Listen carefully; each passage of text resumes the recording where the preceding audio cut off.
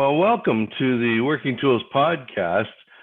Tonight we're short our usual panel of hosts, but I have with me tonight Worshipful Master of St. John's Lodge number 2 in New Brunswick.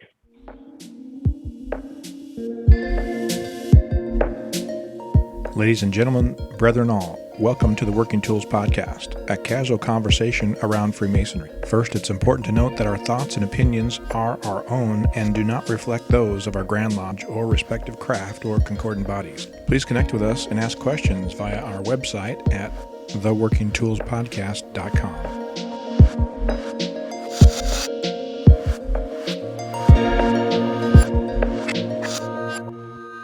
Welcome to the Working Tools podcast. Tonight I'm speaking with the Worshipful Master of St. John's Lodge number 2 in New Brunswick. And he is also the Grand Chaplain-elect for the Grand Lodge of New Brunswick as well. And tonight he's on our podcast with a message that he has been asked to spread from his Junior Warden, Worshipful Brother Koty. And Nathan, I'll now hand this over to you so you can kind of paint a picture for the listeners as to how this came about. Thanks, brother. I appreciate it. And thanks for having me tonight. So the lessons I've learned in the last 45 days, you would think I've learned over the last 20 or 30 years in Masonry. But the reality is it's only been 2.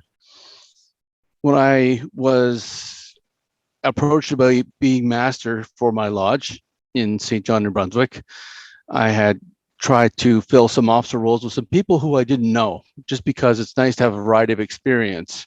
And I came across a name on my call list named Worshipful Brother Joeseph Koty. Never seen the man, don't know who he is from Adam, but I thought, he's got Worshipful Brother, so he must have some experience behind him. When I made that first phone call, I didn't know how quickly our friendship would change and how it would evolve into what it is today. He had been away from the craft for 7 years, lack of interest, not really inspired. And he came back to the craft as my Junior Warden because of the phone call I made. You reach out to a brother and say, can you come involved again? And he said, absolutely, be my honor. I didn't realize he actually meant that. I thought he was giving a platitude, but he meant it. And so we got installed in January 2020, and then COVID hit and we got shut down. We opened up a little bit, shut down again, etc. But I was able to call on him repeatedly during those months of COVID, where I was still trying to do my best to keep the brothers engaged in lodge, engaged in Freemasonry, do the things that we're supposed to be doing, not knowing how it's supposed to be done because I was a master for one meeting before we got shut down. So I relied heavily on his experience, and I relied heavily on his guidance and counsel through some tumultuous times in our lodge. But he gave me knowledge, and that's sort of what we do, is we give people knowledge to the best of our abilities.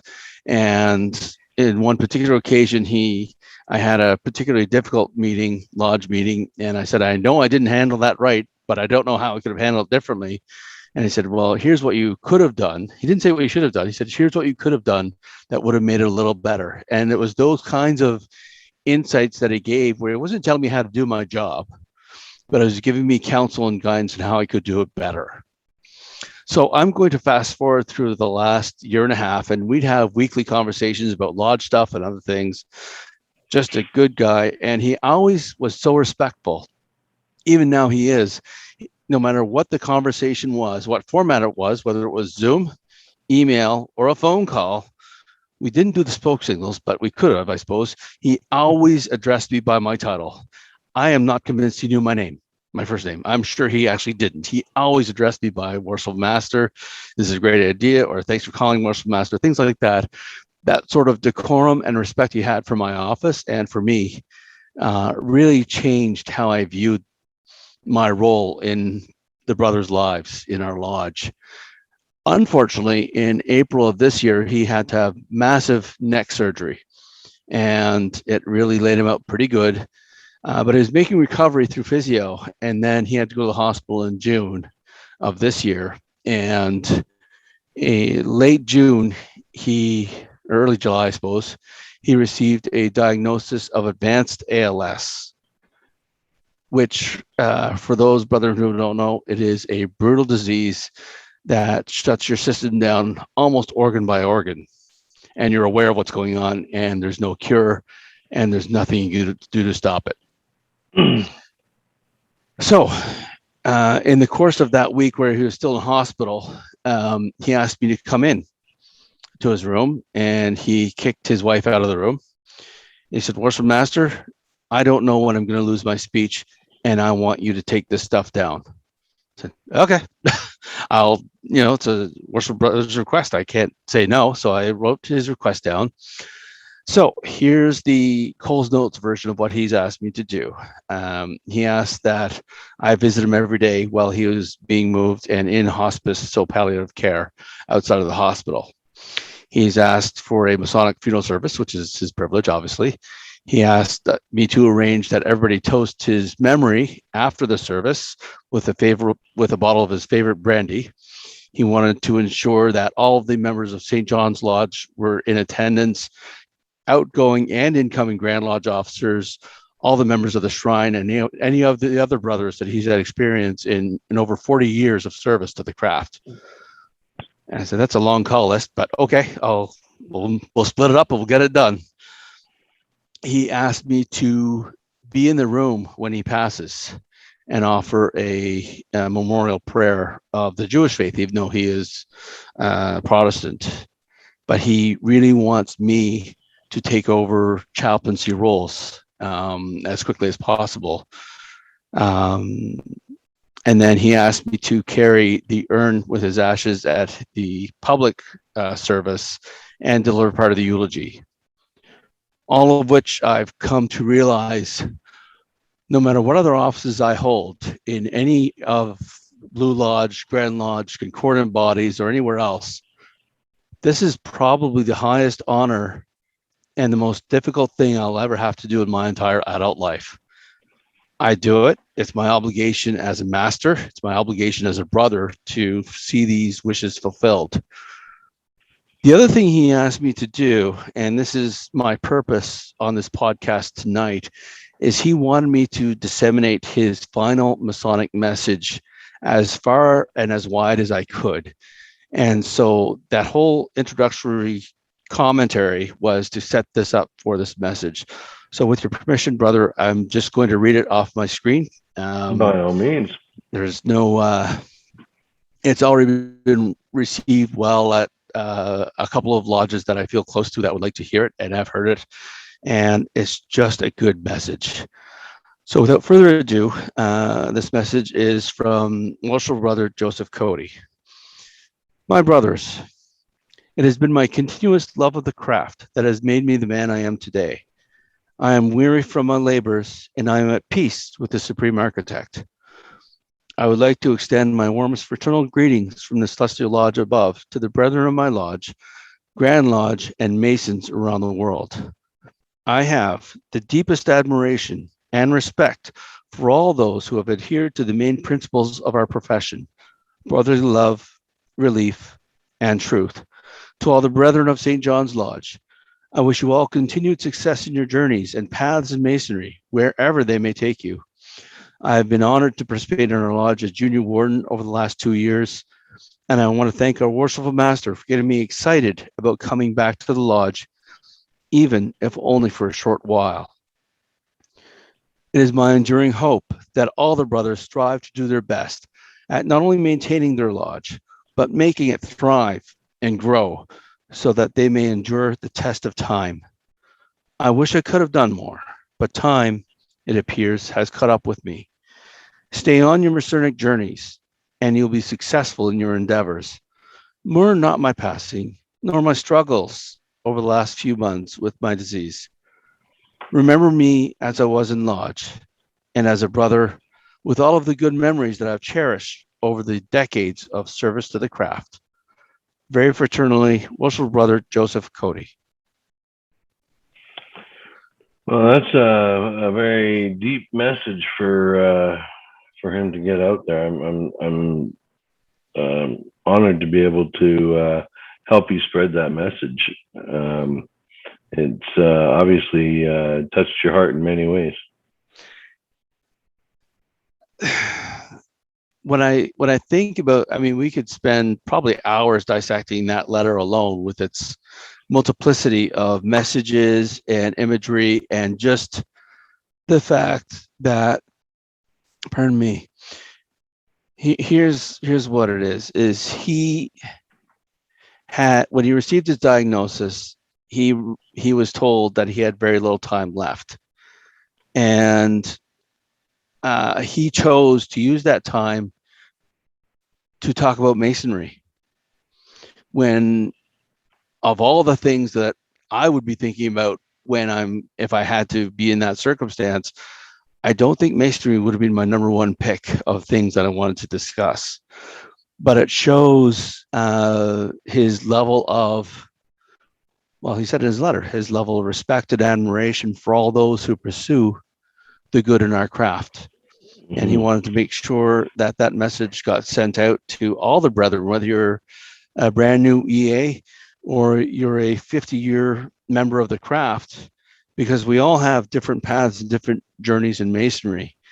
And his regret was he didn't take time to do more, because he's seen the way that I've been able to grow in the very short amount of time I've been in Masonry. I was raised in 2016, and I'm already moving into Grand Lodge. And I did that at the request of others. I never sought it for myself, but he has taught me that, you know, all the experiences that you want to pursue, whether it be in Masonry, in your personal life, or even your professional life, don't wait until it's too late to go after them. If you want to go on a cruise, see if you can make that cruise happen. If you want to go to a Michelin star restaurant, if that's on your list, go to the place and make that happen. If you want to become part of Grand Lodge, or you want to join a concordant body, don't wait until it's too late and your body can't help you get there. And I've really changed my philosophy about Masonry. You know, I took on the roles in Blue Lodge because I was asked to take on those roles. I became the master because they asked me if I would do it for the following year, and I said yes.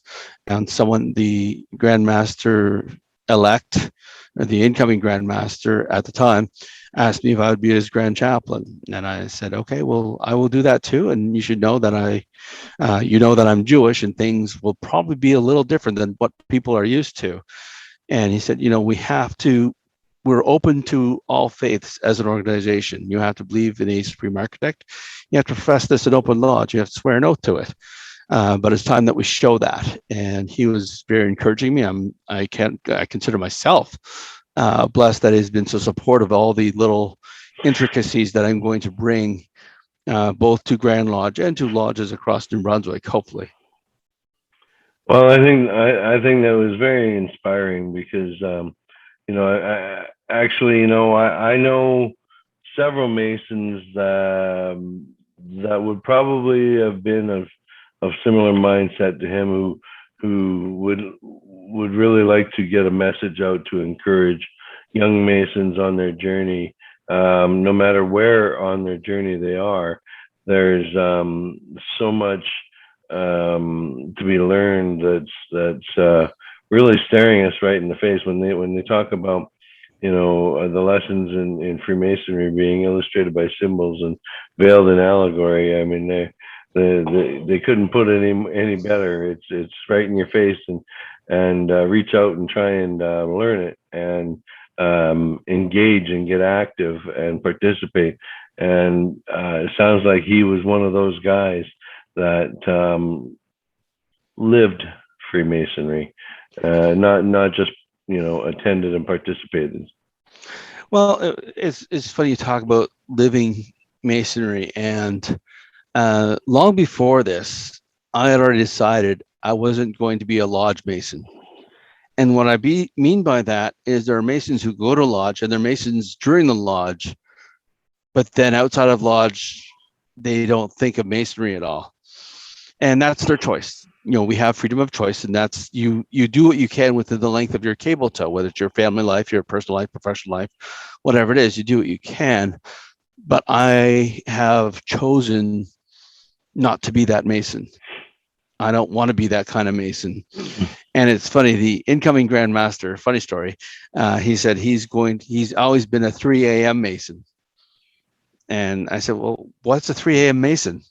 Knowing the answer, but I wanted him to say it. He said, well, if a Mason calls me at 3 a.m, a brother calls me at 3 a.m, I'm going to answer the call. I said, well, all due respect, most worshipful Grand Master, that's only 1 hour out of 24. I'm going to be a 24/7 Mason, so beat that with a stick.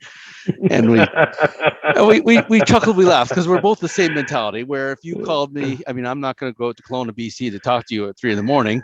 I will talk to you over the phone if you called me up with a question or whatever. But within the length of our cable tows, right? And that's something that we sort of have to get back to. And I was thinking about my experience with our Junior Warden there, because last summer my son had to have one of those very unpleasant sticks up the nose tests, right? And it's very unpleasant. There's nothing nice about it. And he's 12 and 11 at the time. I said, if you can put up without squawking too much about this, tomorrow morning, I'll get you a half dozen Tim's donuts.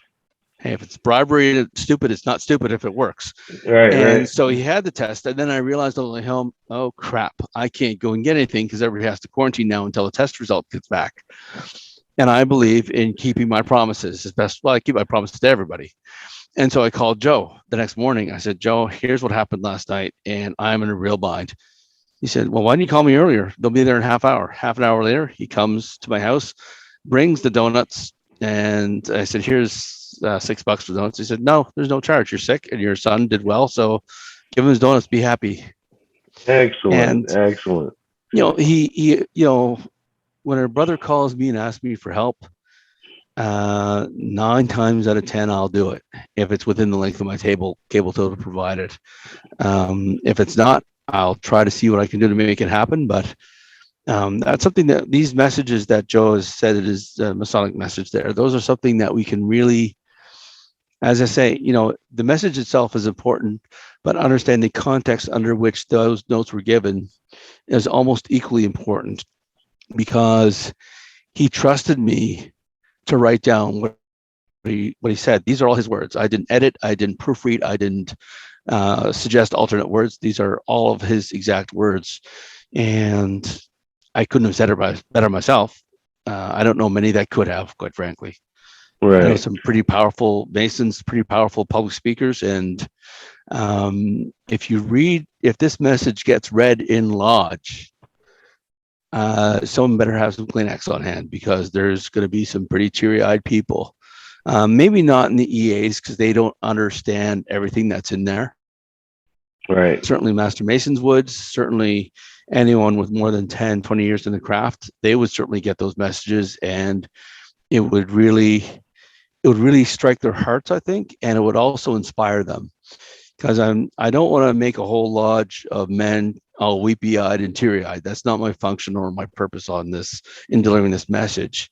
I want to inspire people to get back to being Masons again, especially after COVID, because I know each Grand Lodge jurisdiction did their own thing about opening and closings and this, that, and the other thing, and ours sort of alternated between going dark, shutting down completely, then opening with a pile of restrictions, and then shut down again, and then open up again with some restrictions. And now it's sort of wide open for September, starting up again. But I'm sure each Grand Lodge jurisdiction has had their own struggles with what's allowed, what's not, and what's safe and what's not, right? Because ultimately the safety of our brothers has to come first.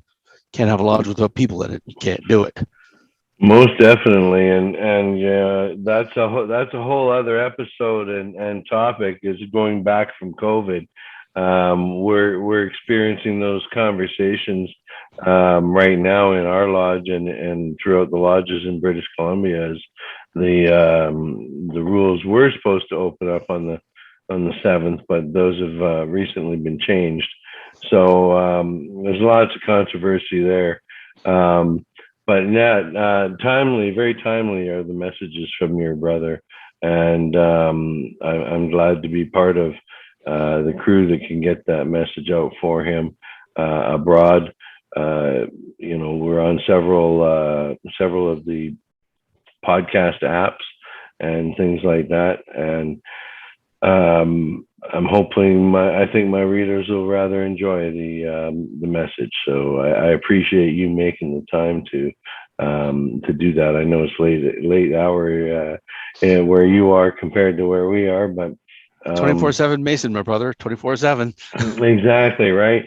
And I have a special attachment to that too, because I delayed my joining of Freemasonry, actually, which is a surprise because I was a young D-Malay. I joined D-Malay at the age of 14, and it turned my world from the wrong side of the tracks to the right side of the tracks rather quickly. And most of my brothers joined Lodge right out of D-Malay, but I had started a family, and I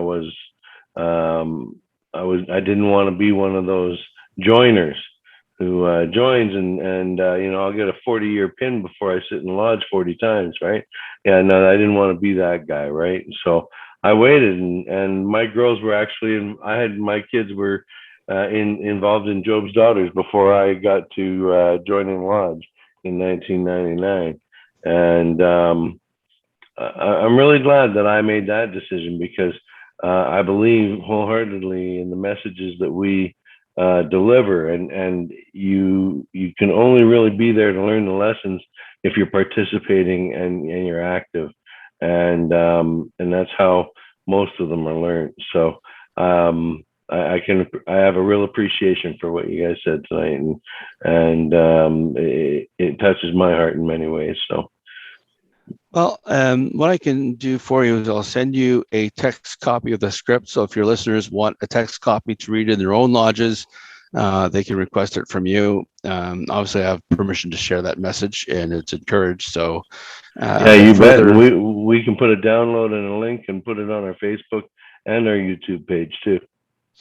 So that's going to be exciting, and it was interesting because one of the other things I did for our Junior Warden is I organized a morning fellowship session for him at hospice.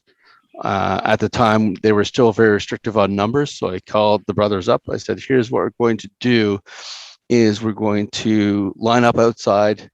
We're going to set the tables sort of in a rectangular shape.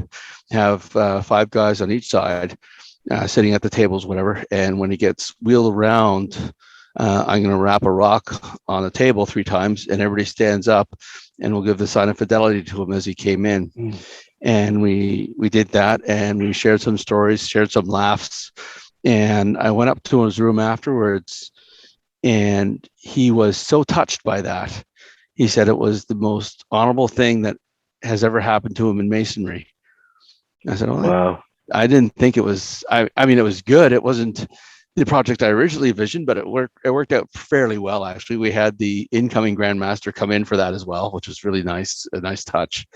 And it was just, I wanted to do something for him while he still could speak somewhat clearly and enjoy the fellowship of the brethren while he still could do it outside. And we pulled it off, and he still talks about it. And this is 3 weeks later as one of the highlights of his Masonic life. So, that's awesome. The other thing we talk about a little bit is you get out of it what you put into it, right? And, I don't, when my time comes, I'm hoping I don't have to have this particular problem, and I'm hoping the brothers will afford me the courtesy of a Masonic service and all that stuff. But I look back on this whole experience that has transformed me as a person and as a Mason, because as I indicated in the intro, there's no book on this yet. I've asked around to some Masons who've been around for a very long time, and all of them are very supportive of me.